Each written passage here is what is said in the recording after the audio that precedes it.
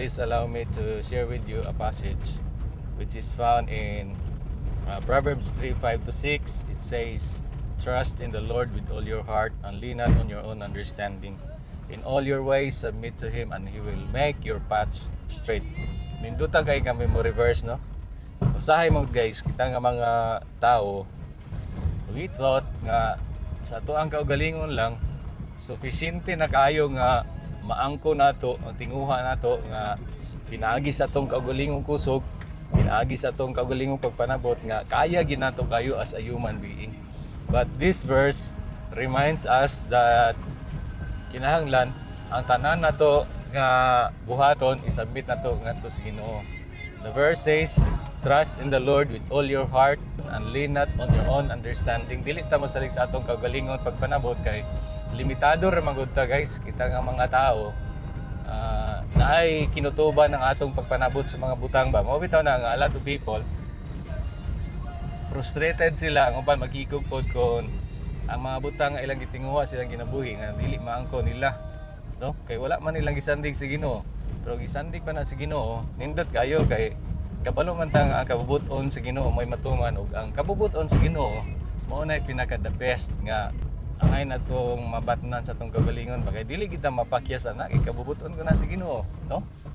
Ang ingon dito sa dapit sa katapusan, "In all your ways submit to Him and He will make your paths straight." No? Sa atong dalan nga ginarakan ini nga kalibutan usahay malihis mangud ta, no? Kay tawhanon naman ta. Nagbuyo pa ta ini nga kalibutan nga puno sa mga kasalanan, puno sa mga pagsulay, mga kalisod ug bisan unsa nga ang struggle nga atong ginasubang sa atong ginabuhi. Pero kung atong ibutang sa atong kagalingon si Kristo, tugutan nato siya nga may magagiya, wala gyud tay angay nga kabalakan guys kay salig man na sa Ginoo, pasalig man na sa Dios. Ingon siya, "In all your ways submit to Him and He will make your paths straight."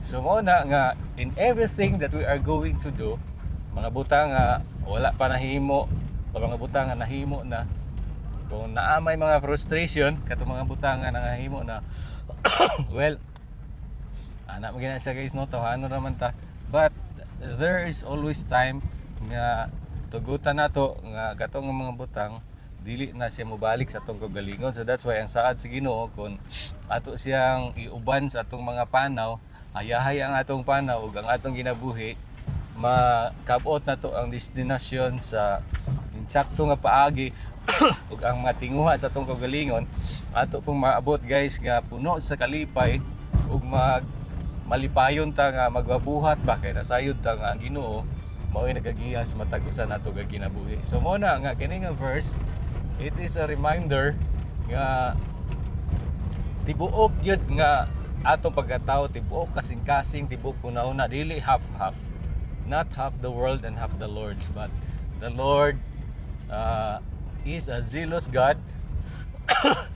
Gusto niya nga kung mualagad ta niya siya ra gyud wala nay lain pa, because the Bible says we cannot serve two master, no? You cannot serve God and Mammon. So that's why pilion na nato ang Ginoo aron ato kinabuhi mapuno sa kalipay bisan luyo sa mga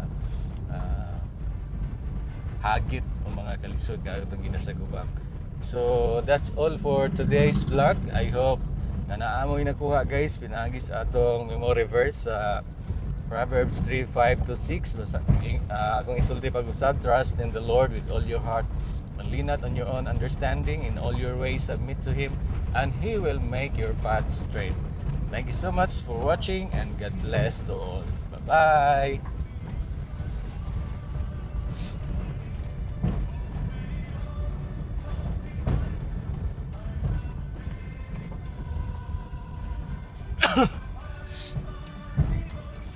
Lights their way,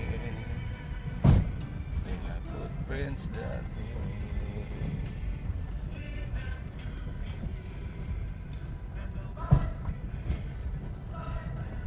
to obey. All who come behind us find us faithful. May the power of our devotion lights their way.